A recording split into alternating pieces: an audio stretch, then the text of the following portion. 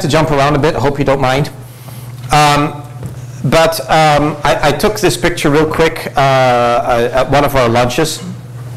You can see the salad bowl right behind it. There's all these salad dressings, and don't buy them. Make your own. It's so much better. And get into some funky things, like oleo extra virgin olive oil. It's a very sharp olive oil. Experiment with different olive oils. It's like wine. There's that much variety in the olive oils. Different ages, different regions. And I really urge you to get different olive oils. And then here, this one is mixed with lemons. Just pure lemon squeezed in there. You can just throw that on your salad alone. Notice it's by Fustini's. They have 4 locations here in West Michigan. This one I got from Holland, Michigan. There's a big olive oil store there, Fustini's, and they have over 50 different olive oils along with balsamic vinegars. Great place. Is it cheap? No, it's not cheap. It's $14.95 for that bottle. Yeah, it's not cheap. But I can tell you, you don't use much of it, so it might actually be cheaper than a lot of other things. It actually might be. And then when you compare it to the healthy buy and all that, it ends up being very cheap.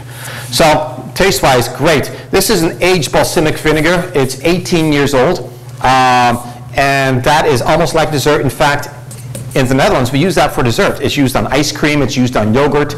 It's very, very good. It's got a little bit of a sweeter taste, and it's really refined. It was a little bit more expensive, but for an 18-year-old, it wasn't that bad. It was $15.95 for that bottle. Yeah, and again, it will last you a long time. So that's what we throw on salad, just a little bit at a time. You got a little spout on it so that the kids don't use the whole bottle. It just kind of dribbles out very slowly. Yeah, got to take care of that one. Now, the trouble with 5 kids is that you finally have it somewhat figured out by the 5th one, and then it's almost too bad because you can't use it anymore. But, all right.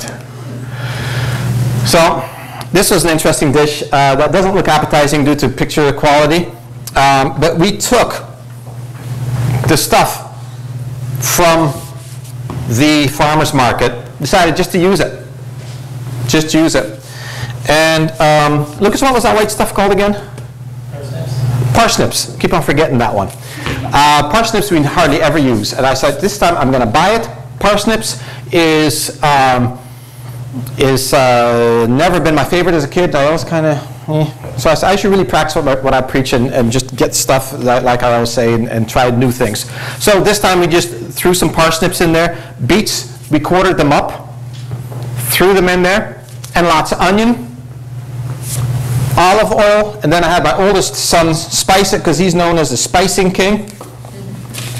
And I forgot the little note card that he had written out for me. Afterwards, if you're interested in that, you can certainly hit me with it, but he had curcumin in it, salt, pepper. He squeezed just a little bit of garlic on it, lots of olive oil, like I said, and we threw it in the oven for an hour and a half at about 350. It was absolutely delicious, very sweet. Kids loved it, and gasp, my 8-year-old ate it. And it was jaw-dropping experience because she is known as the fussy one, but apparently it passed the test. Now, what did we get out of this meal? Beets, extremely anti-cancerous. Upregulates something called cytochrome P450, CYP450 in the liver. This is the main detoxifying enzyme that we have, folks. Liver can be rescued by beets alone. I've seen cirrhosis of the liver being reversed. Yes, you heard it right, reversed by eating beets 3 to 5 times a week. Do not be alarmed. Your stool will turn red with this. I've had a few calls. I have red stool. Panic on weekends. First thing I ask, did you eat beets? And the beet greens. Have you ever used beet greens? Beet greens is even more nutritious. So whenever we buy beets, you look for the greens that are on top of it. Are they fresh? Are they good looking? Take them off immediately, eat them immediately because they wilt quickly, but they have twice the nutrients that beets do, and beets are already at the top of the list.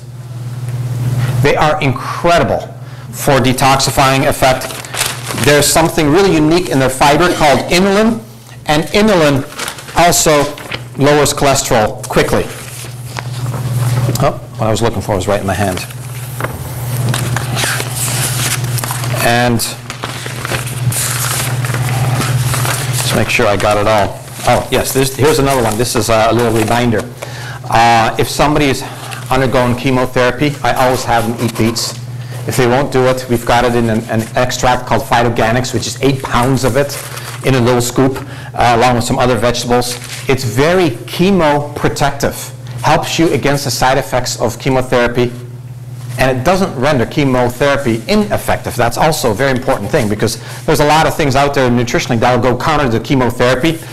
This one actually helps support chemotherapy while protecting you against the effects of chemotherapy and avoids the dreaded chemo brain, which is where there's brain fog, depression, all kinds of problems. Beets is a real powerful player there. I love beets, as you can tell. And it is so easy because you bring it home, scrub it real quick, keep the peel on, take the leaves off because you're going to use that as a salad, and then you just quarter it if you want, or you leave it like that. Just throw it in a Ziploc bag, throw it in the fridge, and use it within 2 weeks. They say 3 weeks, but it really has a long shelf life. And really, I think it can go much beyond that, but I'm afraid you start losing some nutrients. Because these beets here, these are 2 weeks old. You kind of forgotten about them, found it in a drawer. Ooh, we better use these up, and that's how we use them. Yeah, it really is easy.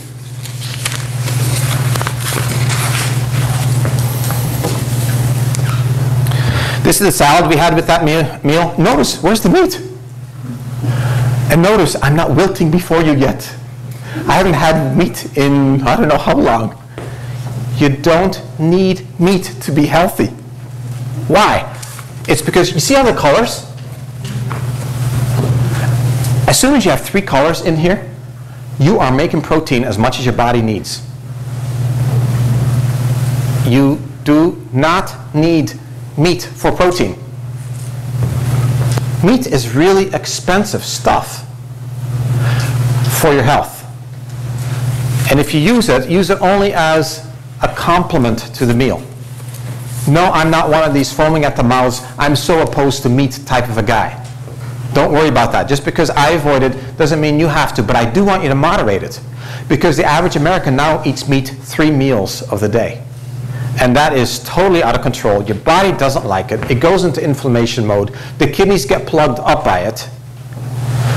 I have several patients, more than several, that got chronic gout, chronic kidney stones. First thing I do is take the meat out. 9 times out of 10, problem solved. 9 times out of 10. It's very inflammatory. Meat changes your pH in your body, causes arthritis. We know meat is extremely pro-cancerous. 70% of cancers in this country is diet-related, we think. That's what most cancer specialists now agree on. And meat is part of that. So this is a very rich-looking salad, I think. It's got your artichoke hearts. Artichoke hearts has a specific fiber in it that really feeds good bacteria within the gut wall. It's used to treat ulcerative colitis, Crohn's disease. In fact, some of the fibers to treat those conditions come from artichoke hearts, and they taste really good. Some olives, just to add a little saltiness to it. There's that frisee and different kinds of veggies, and yes, you just pour that lemon over it with olive oil, maybe a little balsamic vinegar. Yum. Awesome stuff.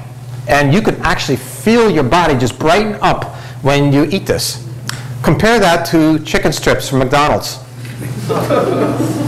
Just compare it. Chicken strips, 4 little chicken strips, has more fat in it than you require in 4 days. This stuff is shocking. In fact, there's a whole bunch of litigation going on right now that we have to take the word chicken out of it because it's barely recognizable as chicken. I'm serious. Let me tell you about chicken.